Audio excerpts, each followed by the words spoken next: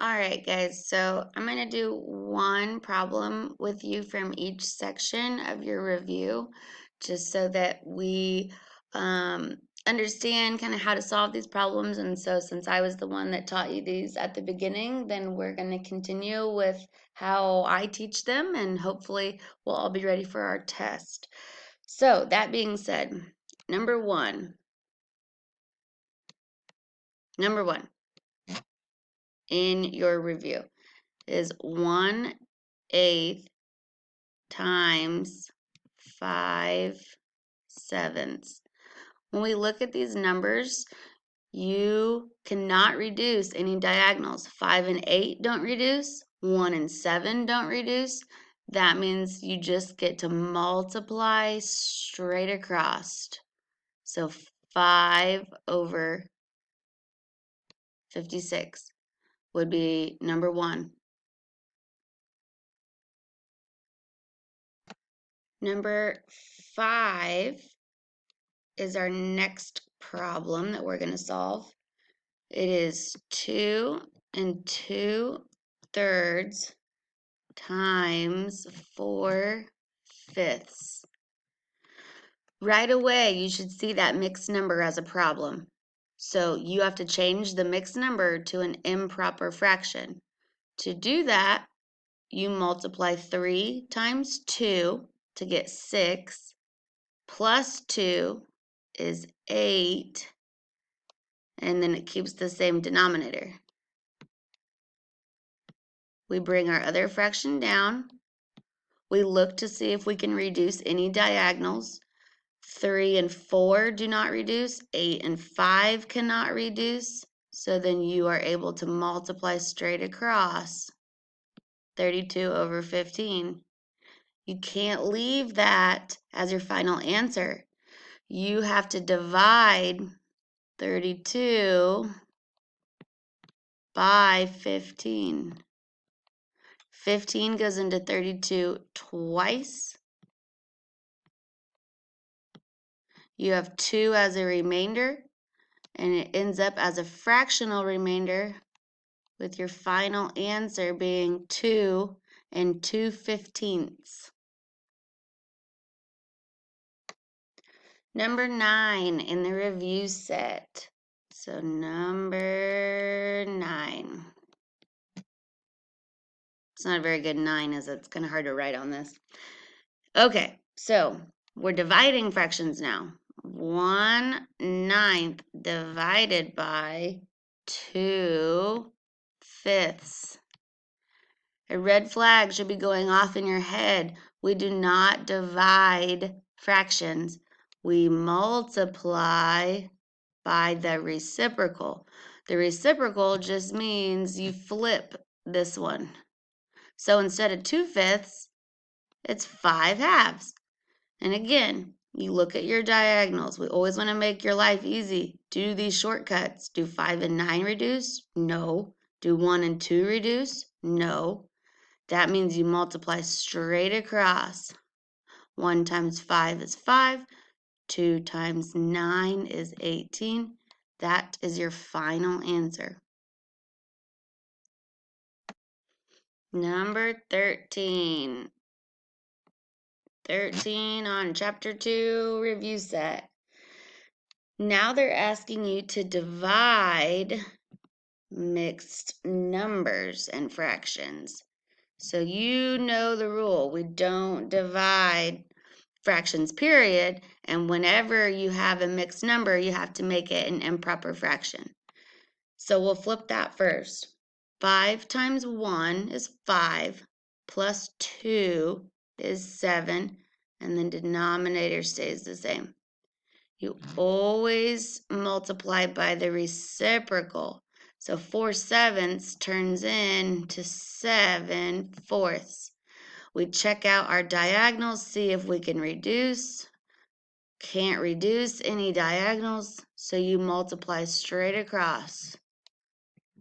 49/20. We can't leave it as an improper fraction, which means the top number is bigger than the bottom. So we know that we have to reduce 40 or divide to make it a mixed number. 49 divided by 20. 20 goes into 49 twice. We subtract. 9 as our remainder. We make it a fractional remainder. So our final answer is 2 9/20. All right, number 18. 18 is adding decimals. We remember when we add decimals, we just have to line up the decimal. So 3 7/8 plus 8 9/4. We make sure our decimals are lined up, trying to make them bigger and more obvious right there for you. And then you just add down, just like you've been doing for years. 8 plus 4 is 12. This is 16 plus 1, 17. Bring your decimal straight down. 1 plus 3 is 4, plus 8 is 12. So 12 72/100 would be your final answer. Number 20. 20. We're just subtracting decimals now. So again, you want to make sure that you line up your decimals. That's the trick with adding and subtracting decimals, is you line up your decimals. If you have an empty place, you just add a 0. We don't in this problem, so we just subtract down. 8 minus 5 is 3. You cannot take 6 from 3, so we have to borrow. 13 minus 6 is 7. 5 minus 3 is 2. We always want to bring down our decimal right away. 7 minus 2 is 5. And then that would be your final answer. 22. Multiplying decimals now. We're multiplying by a whole number. So with multiplying decimals, the rule is different. You don't have to line up by your decimals. In fact, you want to line your numbers up along this right side. So 5 3/10 times 8. 8 times 3 is 24. 8 times 5 is 40, plus 2 is 42. Now, how do you know where to put the decimal? We count how many numbers are behind a decimal. There is only one number behind the decimal. So that means you only count over one place value. And that is where you would know to put your decimal.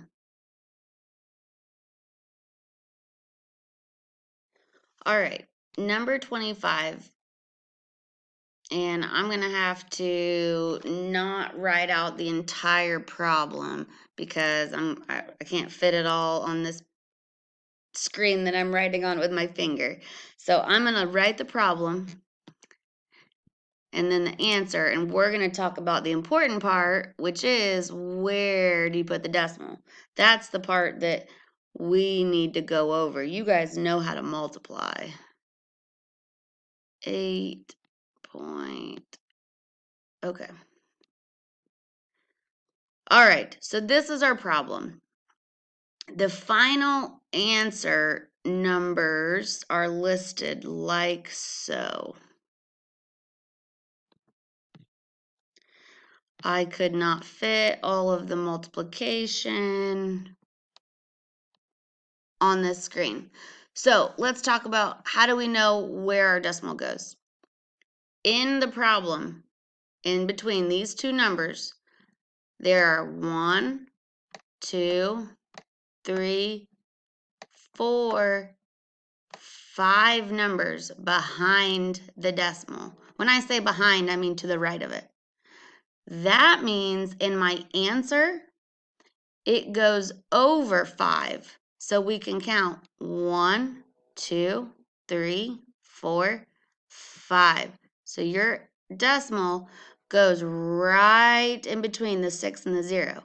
However many numbers are behind the decimal in the problem, that's how many you go over in the answer. All right, second to last problem, number 29. It is written as 6 8/10 divided by 4.